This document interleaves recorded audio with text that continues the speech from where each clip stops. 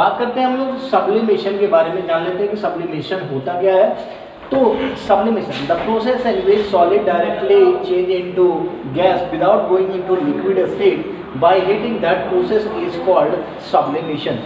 यहाँ पर बात हो रही है कि सब्लिमेशन यानी कौन सब्लिमेट करेगा, यानी यहाँ पर कन्वर्सेशन जो है स्टेट ऑफ मैटर का वो सॉलिड, लिक्विड और गैस होता है। लेकिन ऐसे सब्सटेंस जो डायरेक्ट सॉलिड से गैस में चल जाए, ऐसे सब्सटेंस जो हीटिंग करने पर डायरेक्ट सॉलिड से गैस में चल जाए, लिक्विड में जाने की उसको आवश्यकता नहीं पड़ती है, तो वह इस प्रोसेस को जो हम लोग कहते हैं आपको सब्लिमेशन कहते हैं। और ठीक इसके अपोजिट जो होता है gas directly change into solid without going into liquid state, that process is called desublimation और वेपर डिपोजिशन।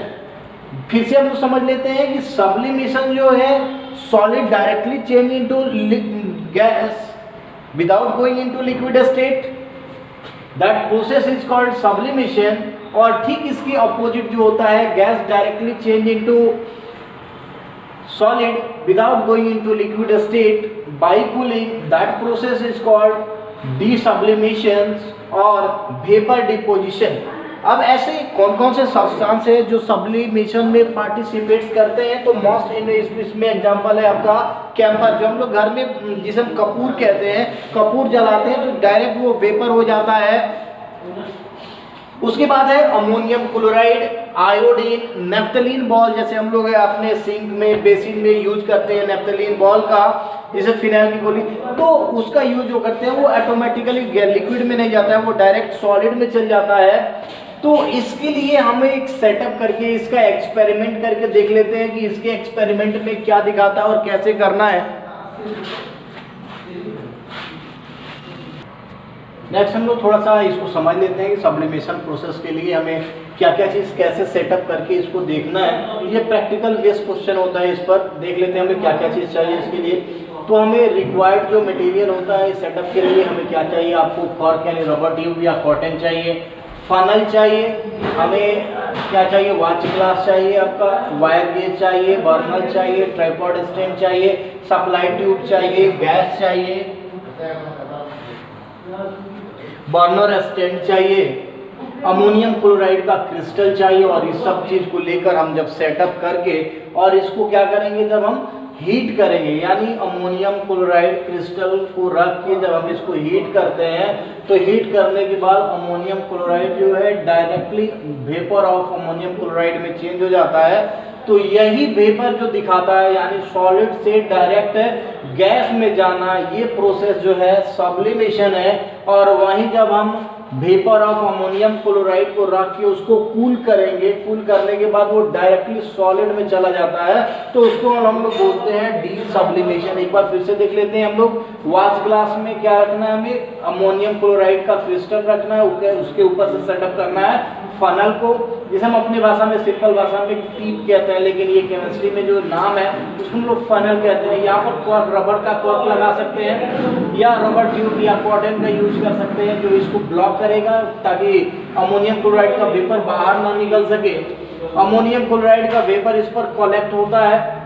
अब ये वायर गेज है जो डायरेक्ट हीट को वॉच ग्लास में ना लगे ताकि इसको प्रोटेक्ट कर सके, तो वायर गेज है। ये आपका स्टैंड हो गया, ट्राइपॉड स्टैंड, जिस पर ये पूरा सेटअप रखा हुआ है। अब ये बर्नर को हमने सप्लाई पाइप के हेल्प से गैस से कनेक्ट कर दिया है, स्टैंड से लगाकर इसको जलाएं और इसको हीट करने के बाद हम इस प्रोसेस को देख सकते हैं सब्लिमेशन को। नेक्स्ट हम लोग आगे बात करेंगे। नेक्स्ट हम लोग बात करते हैं कि जो आपका मटेरियल बाहर निकलता है आपके सब्लिमेशन प्रोसेस से, तो उसको हम लोग सब्लिमेट बोलते हैं। तो देख लेते हैं, the deposited crystalline matter on the funnel is called sublimate.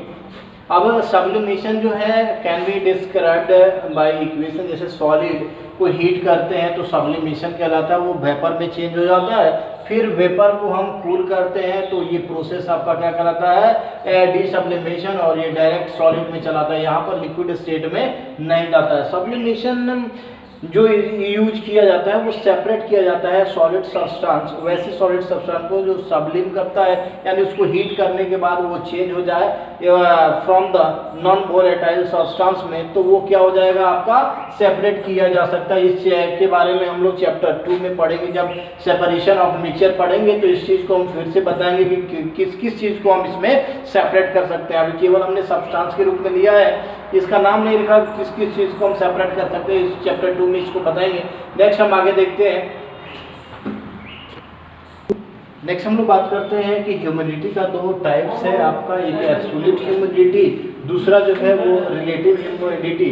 तो बात करते हैं हम लोग, जैसा कि आपको पहले भी बताया कि ह्यूमिडिटी क्या है, the amount of water vapour present in air, the amount of water vapour present in air, जितने अमाउंट वाष्प होता है, वाटर वाष्प जो होता है, यानी वो जो एयर में प्रेजेंट होता है उसे ह्यूमिडिटी कहते हैं। तो यहाँ पर एब्सोल्यूट ह्यूमिडिटी के बारे में बात करते हैं। The maximum amount of water vapour, maximum amount of water vapour which could be present in 1 metre cube of the air, 1 metre cube area में जितना मैक्सिमम वाटर का जो वाटर वेपर जो प्रेजेंट होता है वो किसी भी टेम्परेचर पर क्यों ना हो, तो वही आपका एब्सोल्यूट ह्यूमिडिटी कहलाता है।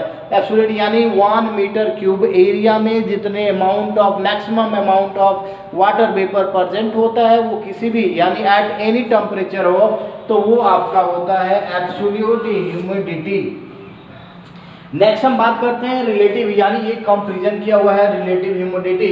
अब इसमें देखते हैं कि ये होता क्या है। रिलेटिव ह्यूमिडिटी हम सभी लोग जानते हैं कि रिलेटिव का मतलब संबंधित, तो ये संबंधित है किसी न किसी, तो किस चीज से संबंधित है जी, तो ह्यूमिडिटी से संबंधित है। तो ह्यूमिडिटी में हम इसमें देख लेते हैं कि किस में देखते हैं, the percentage of the amount of water vapor actually present in certain volume of air। तो certain volume, यहाँ पर 1 मीटर क्यूब क्या है जी, वॉल्यूम है। 1 मीटर क्यूब क्या है, 1 मीटर क्यूब जो है वॉल्यूम है, उतने ये आपका वॉल्यूम में जो amount of air water vapour present होता है, तो वो सर्टेन वॉल्यूम है ऑफ एयर का, जिसमें maximum amount of water vapour जो नीड होता है, क्या होता है, नीड होता है, यानी टू सैचुरेट इट कॉल्ड। जैसे में यहाँ पर हमने कहा था कि एब्सोल्यूट, एब्सोल्यूट को हम लोग सैचुरेट भी कहते हैं। तो सैचुरेट करने के लिए जितने अमाउंट ऑफ वाटर वेपर की आवश्यकता होती है 1 मीटर क्यूब में, तो वो आपका रिलेटिव ह्यूमिडिटी कहलाता है। और रिलेटिव ह्यूमिडिटी को निकालने के लिए m/ms × 100 करना होगा। क्या करना होगा जी, रिलेटिव ह्यूमिडिटी निकालने के लिए m/ms × 100। अब यहाँ देख लेते हैं कि m और ms क्या है। तो m is the actual mass of the water vapor present in the certain volume of the air, यानी 1 मीटर क्यूब एरिया में जितने मास यानी आपका प्रेजेंट होगा वाटर वेपर, वो आपका m होता है। और बात करते हैं हम लोग ms के बारे में, तो mass of water vapour required to saturate, यानी जितने अमाउंट आपका चाहिए वाटर वेपर उसको सैचुरेट करने के लिए, वो किसी भी टेम्परेचर पर क्यों ना हो, तो वो आपका ms कहलाता है। परसेंटेज के रूप में आपका 100 दिया हुआ, तो m/ms × 100 जब करेंगे तो हमें प्राप्त हो जाता है रिलेटिव ह्यूमिडिटी। तो एब्सोल्यूट ह्यूमिडिटी, रिलेटिव ह्यूमिडिटी, ये आपका वेदर फॉरकास्ट जब होता है, यानी जब निकालना होता है कि रेनफॉल होगा या नहीं होगा, उस कंडीशन में देखा जाता है आपका रिलेटिव ह्यूमिडिटी कितना है, यानी परसेंटेज ऑफ ह्यूमिडिटी। जैसे आप देखें ना वेदर फॉरकास्ट में, अपने मोबाइल पर भी देख सकते हैं, वहाँ पर दिखाएगा इतना % ह्यूमिडिटी प्रेजेंट है। तो ह्यूमिडिटी जैसे ही बढ़ने लगेगा तैसे ही संभावना बढ़ जाता है बारिश होने का। तो यहाँ पर ह्यूमिडिटी निकाला जाता है, यानी फॉरकास्ट करने के लिए इसकी आवश्यकता पड़ता है। नेक्स्ट हम आगे देखेंगे लैटेंट हीट के बारे में, उससे पहले आपका प्रॉपर्टीज ऑफ गैस देख लेंगे। नेक्स्ट बात करते हैं हम लोग गैस के बारे में कि गैस होता क्योंकि ये थर्ड स्टेट ऑफ मैटर है gas. The state of matter which do not have definite shape, size and volume, that state of matter is called gas. पदार्थ की वो अवस्था जिसका कोई भी निश्चित आकार, आकृति या आयतन न हो, तो वो आपका गैस कहलाता है। अब बात करते हैं कि स्ट्रक्चर ऑफ गैस, यहाँ पर हम देख लेते हैं कि स्ट्रक्चर ऑफ गैस क्या होगी। क्योंकि गैस के पार्टिकल्स जो होते हैं वो फार होते हैं देन सॉलिड एंड लिक्विड, और इसके बीच space, lots of the space present between the particles of gas and very low intermolecular force, It means the negligible intermolecular force present between the air particles of air. तो structure of gases are given here. आप देख सकते हैं, आप इसे बड़ा भी बना सकते हैं, बस इसमें गैपिंग बहुत लिक्विड की अपेक्षा ज़्यादा होना चाहिए और इंटरमोलिकुलर फोर्स होना चाहिए, कम होना चाहिए। इसके पार्टिकल्स कहीं भी किसी भी डायरेक्शन में जा सकते हैं, इसमें कोई भी दिक्कत नहीं होता है। अब हम लोग बात करते हैं थोड़ा सा कि गैस के प्रॉपर्टीज़ के बारे में। जैसा हमने सॉलिड की प्रॉपर्टीज पढ़ा, लिक्विड की प्रॉपर्टीज पढ़ा, वैसे ही गैस की प्रॉपर्टीज के बारे में थोड़ा सा हम लोग जान लेते हैं। यहाँ बहुत ही कम हमने लिखा है, प्रॉपर्टीज तो बहुत होता है, जैसे सॉलिड का था, लिक्विड का। अब गैस के प्रॉपर्टीज के बारे में जान लेते हैं।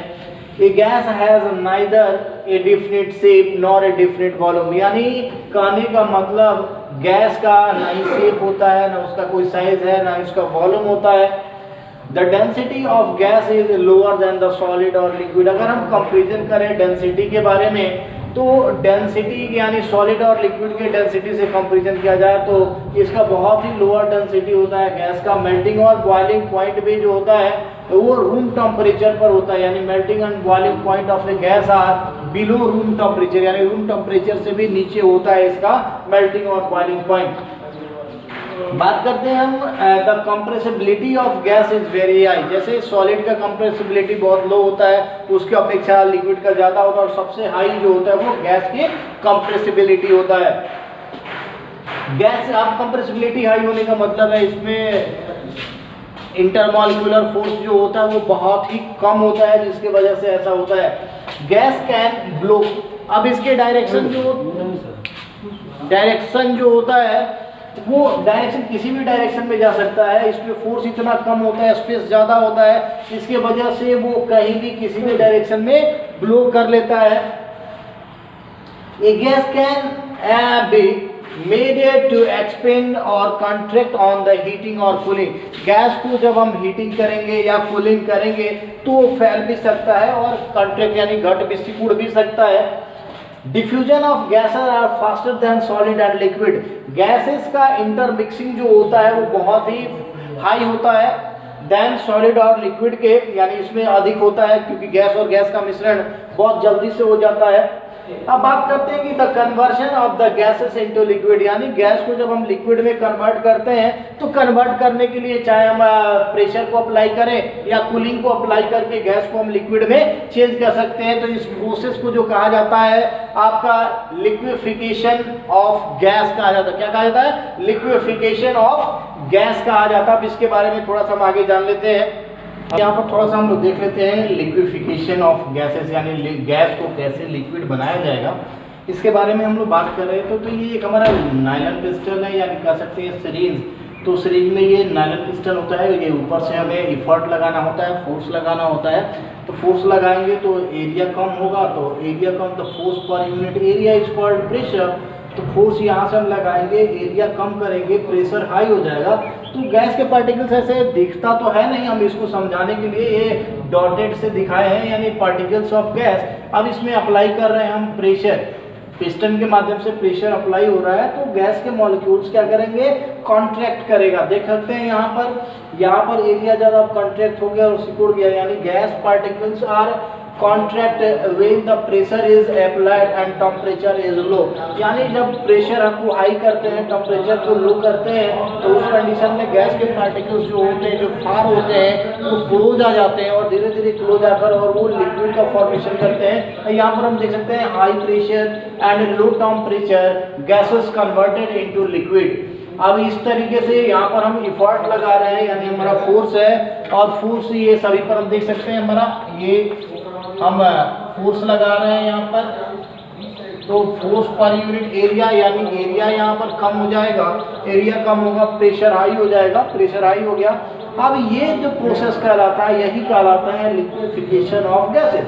देख लेते हैं the process in which gases are change into liquid by applying high pressure and low temperature, that pressure is called liquefication of gas.